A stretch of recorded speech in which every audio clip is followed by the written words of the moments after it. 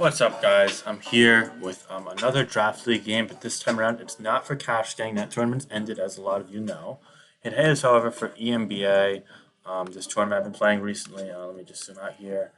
It's actually got a really slick looking dock, as you guys can probably sort of partially see, but more importantly, I'm playing my boy Blitz here, so it's gonna be a really cool series. I should probably zoom in here. Can I? Yeah, that looks a bit better. Okay, so I'm playing Blitz here. He's on Alt Blitzberg. We basically both drafted for this over the last like week and a half or so. My team consists of Gliscor, Victini, Toxapex, Sylveon, Mega Aerodactyl, Metagross, Regular, Tyranitar, Cofagrigus, Rotom Fan, and Grottle.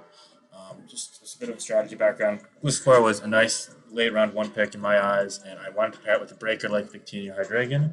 Victini fell to me, so I actually went and got it. And Hydreigon almost went to me in the next round. Usually we're picking next to each other. That's why the screenshots like so complete crisp like this. He picked right after me, so right before on the other side of the snake. See, he actually Hydreigon got all the way almost to my round three. But yeah, I wanted to pair it with I either wanted Hydreigon plus Slowbro or Victini plus Toxapex, but I just had Slowbro in my last draft, and I really wanted to use Toxapex, so pick Toxapex. Sylveon as a fairy type that fell to me in the fourth round, which I always like. I always think that Sylveon is a bit more closer to 15 points than 14. And I really like having a fairy with a wish that has a lot of offensive potential as well. It's not Clefable, but Clefable is probably one of the top 10 Pokemon in the format in my eyes, so not really selling ourselves short either. Mega Aerodactyl falling me in the fifth round was huge. Mega Aerodactyl is phenomenal in draft due to the base speed it has, coupled with the coverage it has. It's just always doing something. Like even in this match, I'm facing Mega Venusaur plus Aromatisse plus Suicune plus Aegislash. And as you'll see, it has a lot of potential to go off. I picked Metagross as my main steel type. It also gives me some Stealth Rock versatility. You do a ton of things as well mixed, physical, toxic, crippling things, physical defensive, especially defensive, assault vest, you name it. Metagross is a really versatile steel type that I'm probably going to be using almost every week. And then Tyranitar fell to me all the way at this point, and while I didn't have Drill, so I didn't really intend on using it, it gives me a Dark type to Jack Dragapult and Aegislash with a lot of berry potential. Stealth Rock, having a versatile Stealth Rock is great. Pretty much beats every Defogger not in Gliscor, which is on my team, so that's a big plus. It's a ton of firepower as well, versatility on the physical and special side. And it also just can do pretty much anything. So you can customize it a ton. So it's kind of like a bit of a clunky mon, but it offers so much to my team that getting it in the seventh round was huge. And then Cofagrigus, I picked just mainly because it gives me a fighting check and a physical sponge, but also toxic spikes are mad clutch. A lot of teams lack ghost resist, so just having that. Unfortunately, about Hydreigon here, so it's like kind of useless, but also body press is super strong. Rotom Fan, I picked this. I was between it and Sigilyph, but I wanted to get Rotom Fan just because having another defogger besides Gliscor is great because I don't think I'm ever going to be using defog and Mega Aerodactyl. I think it does get it, but I don't think I'm ever going to be doing that. I'll be a Rotom Fan. It gives me a second defogger. It gives me an electric type with Volt Switch and Will-O-Wisp, which is always nice to have in some particular matchups. And also, it gives me another fighting check and ground immunity, which is great. Just always having extra of those things can come in handy just because those are things you encounter the most. Although I do have Gliscor, I do have Mega Aerodactyl, I do have Cofagrigus. It's nice to stack those things. And last but not least, with 1 point left, to pick Grottle, just give me a grass type. It helps check things like Tapu Koko, like in Brave Bird, so I'm trying to force his to hand there. Although I do have the best counter of Koko in the game without hidden power and Gliscor. But more importantly, it's great against Zeraora, and it's good against some ground types that could be potentially using Defog or Stealth Rock of their own. So yeah, Grottle, I'll probably only use it once, maybe twice, but it's still great to have as well. Um, so yeah, this is 11 round, but I only picked 10. Having 10 Pokemon, it feels really great though compared to 8. Just maximizes the preparation that you have. As for his team, he picked Mew in the first round, which is a really good pick. It's a versatile option. If I had to guess here, I've been expecting a Swords Dance set or a Dragon Dance set. I think physical makes a lot more sense against my team than special because Tyranitar can wall it, and special at +2 can't even break through Gliscor barring Ice Beam, and Sylveon can be a special wall. And also physical with Dragon Dance or Sucker Punch has potential to outrun or kind of negate the revenge killing efforts of Mega Aerodactyl. So yeah, I just figured it would be a physical Mew. As for Aegislash, though, I thought Specs with Steel Beam, the set I use against Gypsy King and his Gliscor, could be an option. So I kind of wanted to scout with Pex first against it, if possible. But also, some other things I considered him using were like Metal Sound with Weakness Policy or Shukaberry, and also just like Scarf to try and like cheese the kill off Victini, and potentially like no speed Mega Aerodactyl or Revenge Kill Tyranitar Metagross. So yeah, I figured there were a lot of options there, but I thought that if he was going to be like offensive, the main sets I had to worry about were specs and weakness policy. I Dragon right off the bat, I knew he'd probably run a throat drops yet because they got Sylveon.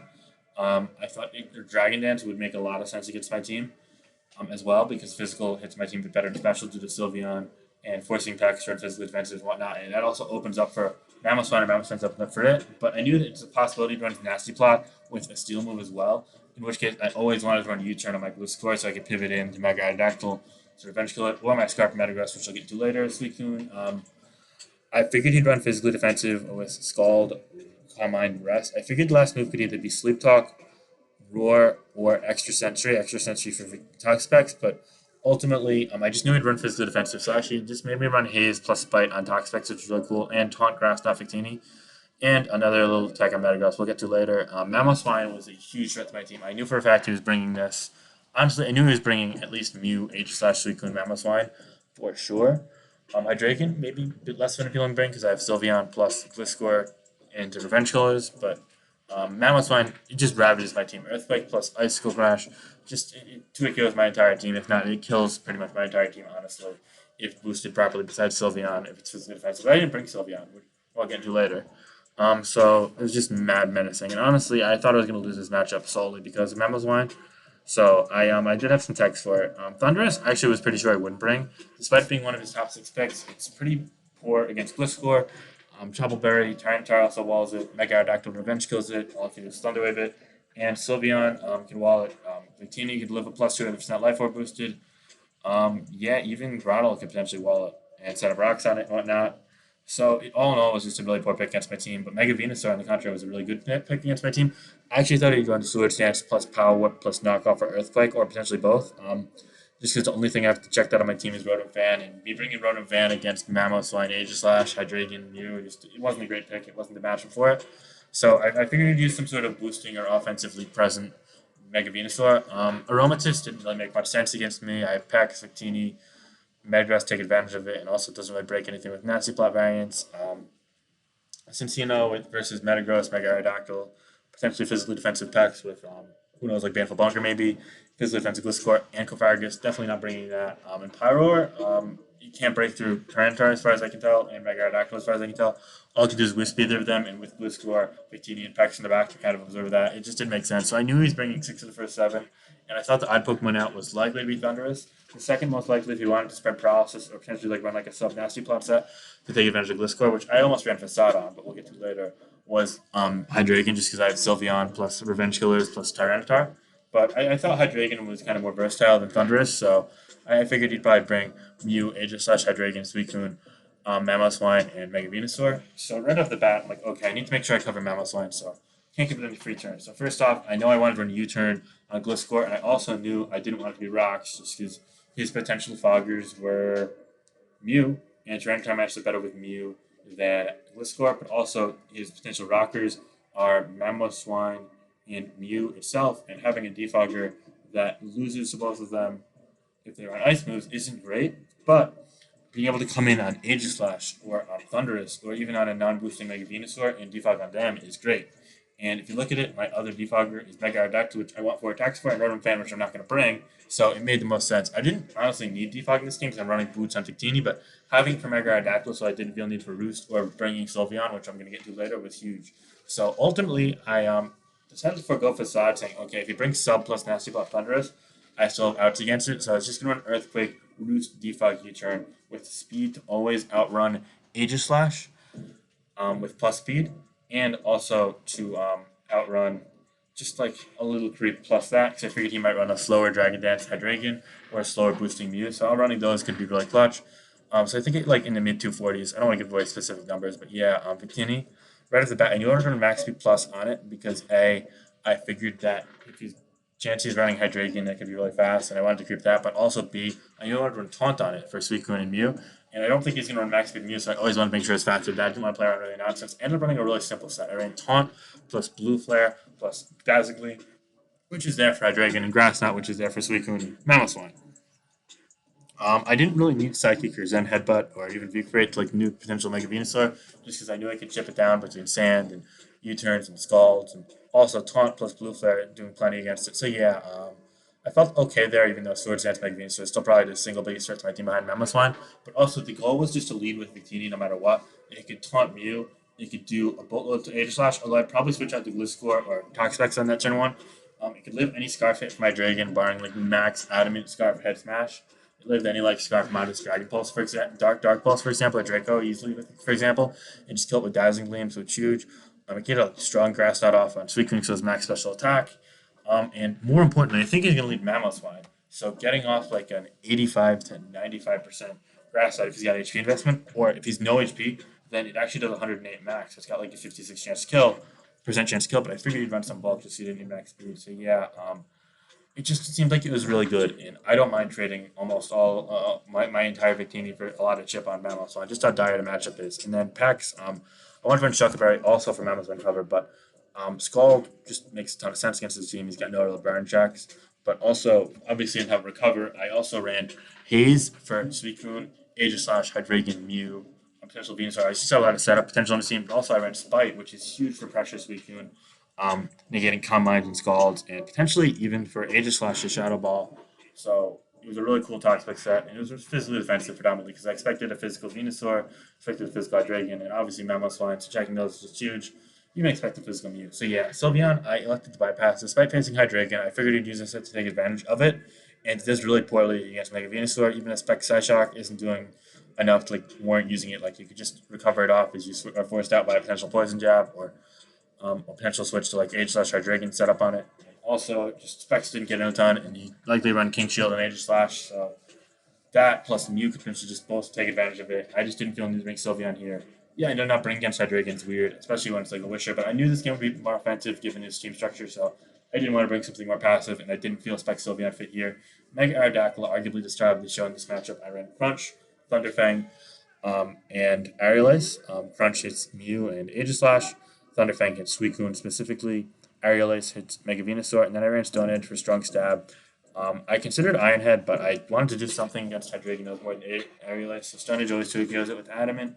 It also does a ton of Mamoswine, and you kill Thunderous in one hit if he happens to bring it. And also, in case he brings Pyro, not being able to kill Pyro with your Mega Aerodactyl seems whack, so why the hell not? Metagross, this is where it got really funky and cool. Um, I knew I didn't really need it for Stealth Rock because I was running Stealth Rock on Tyler, which I'll get to in a second.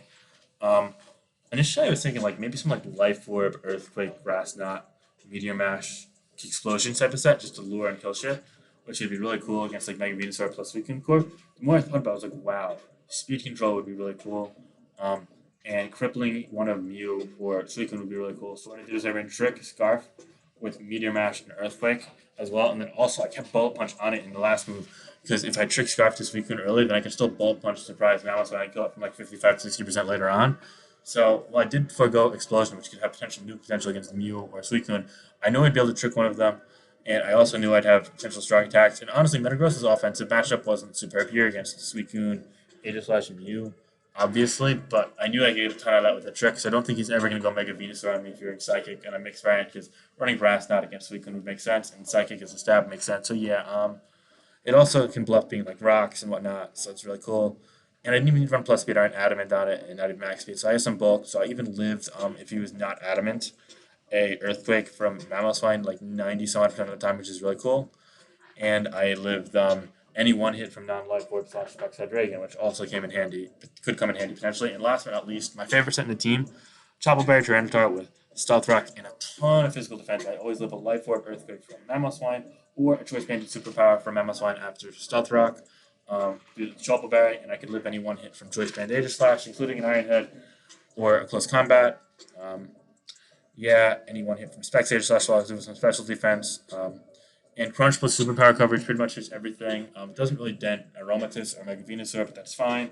And last move, I ran Roar because he has a ton of setup potential, and so you can potentially could be sub or could be rest and take advantage of that's great. And can phase out Hydreigon if it's fine to sub as well, because I think sub Dragon Dance is a possibility, and you could throw any like iron defense bullshit from you. So yeah, I felt like I had a ton of potential here, but playing on Mammoth was hard. I had to figure out the Aegislash and Mew sets early and take advantage of them as much as I could. And Swords and Venusaur late game had a ton of potential against me if Mega Aerodactyl went down or it wasn't chipped already, being the Mega Venusaur not being chipped already because I needed an Aerialize. Right? So yeah, let's get into the game right off the bat. I'm going to lead with Victini, as I said. It catches the Mammoth line, which is great. While I'm at specs, I still get a max push stack grass off for 92%, which later he showed me his spread. It's not like I'm in max bullshit. Well, it does have good odds to kill an uninvested Amazon. He had bulk invested, so yeah, I can't really complain there. I go Aerodactyl, gets Mega off. I'm like, okay, take the 60% edge share. That's fine with me. I'm just gonna go for Crunch in case you go Mew or Aegislash. I know you might not want to risk like Toxic or something with this weekend, but yeah, it turned out good rest and really physically defensive given that Crunch damage. He doubles some Amazon here. I was like, okay, I think it's fairly likely he does that, but I've got Chuck on this pack, so I'm totally fine with that. And that Earthquake only does 37 through the Shock. I feel like it just regenerated off as I take it with Scald. So he has 5-5 now, but he's momentum as he goes at Reagan. I go Trends right here, seeing this is an opportunity to scout the set. I didn't want to risk potential Specs Draco into Gliscor. See, he reveals these sub leftovers, so I'm like, okay, you can't 2-kill me no matter what, and I want to see. So he's Earthquake with at least some attack investment here, giving that damage. So I get Rocks up, and now he goes Earthquake. I was hoping he'd go for Dragon Dance there, but that's fine. I don't mind the tar being low. You can still potentially pivot in and force Roars if something's like Sleep, like Suicune, or potentially take it from you. So I get a Roar there at the Suicune. I bring out Toxic Specs, and he burns in the first Scald, which is kind of lame because Sand is up and I don't have leftovers or Black Sludge, so he's Shuckerberry, but it's okay. I know right here I want to fire for Scald of my own.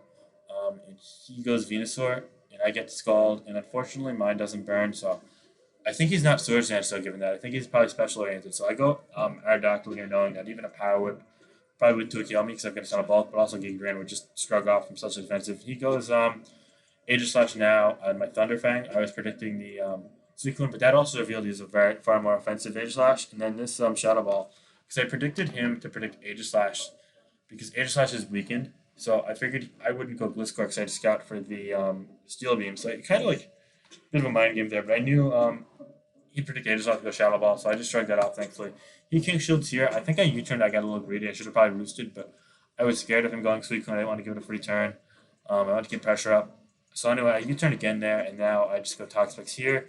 So he goes on full health, and he goes for the Shadow Ball, and it does 39, which means, yeah, he's got a lot of special attack, but not like max plus, I think. He goes Suicune here, as I think here, I just go for the Gliscor double again here. And I think at this point, I feel comfortable U-turning. Yeah, because I have a lot of speed, and I know it's physically defensive, and I go Metagross. And taking this burn kind of sucked, because he got another burn here. It's like, oh, that's unfortunate. It's like, okay, please don't scout for Trick, please don't scout for Trick, and he doesn't. And thank fucking God he goes Calm Mind as a Trick. He's probably scared of like a Grass Shot or something. But that Trick is just humongous for us. Now he goes Hydreigon. I know he's locked into Calm Mind, so I can go Gliscor. Because it pretty much walls everything now that the Suicune's tricked, so this is great. I get a U-turn here as he goes Dragon Dance. I figured, okay, yeah, so Dragon Dance. I go Tar here. It's fine, because I know I always need a Throat Chop, and he knows that, given Earthquake down from before, so I can go right back to Gliscor. And with Sand damage, I could assure that 2-kill with the U-turns, despite the leftovers recovering and getting the Sand, as he's at 35 and using the 40 to 34, so the Sand will always knock it out first. And plus 1 Throat Chop does a nice 44% revealing. He's got a lot of attack investment, probably Adamant nature, but that's fine. I get Mega Aerodactyl here, and I feel like I'm really in the driver's seat. He goes Coon. I don't want to risk a Scald burn, even though I take 2 Scald in Sand easily. In fact, from full health, I would take 3. I even MEV to take 2 and invest Scalds from full without Sand, but yeah, with Sand, it takes a ton less as well due to the boost. Anyway, we're just trading Scalds here at this point.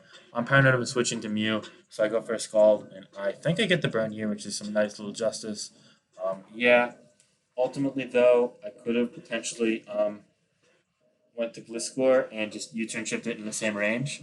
But now you go Tar, and that means that the burn's actually doing damage because it gets leftovers, which is cool. He goes Nasty Plot. So I'm figuring, okay, Earth Power or Aura Sphere makes a ton of sense. Earth Power makes even more sense for Victini. He takes me out, but I'm weakened. But now I'm at Mega Aerodactyl, and I know he's not physically defensive. I figure my team's more specially oriented. Actually, my team's kind of physically oriented, but I didn't think it'd be physically defensive with a max physically defensive Coon. So I go for the Crunch, but now he brings his Coon out, and I don't really know makes sense that I already revealed Thunderfangs, and he knows he's in range even if he's like max Coon, which he probably was. So now I don't want to activate any weakness policy shit, and I'm not Earthquake anyway, and Crunch, it could be Colbur Berry as well, so I switch out, I don't want to let this die. I go Gliscor, he automizes again. I'm like, okay, I don't want to let it weakness policy up. I'm going to roost this up, and then I'm going to U-turn into Pex, I'm going to get a Haze off. He goes King Shield there, which is interesting. But yeah, I'm very aware of the weakness policy. I know if I don't choke this, I should be fine. He Shadow Balls there. I get a U-turn off. And I go Pex. And now I can't get like crit dropped a bunch, and I'm fine.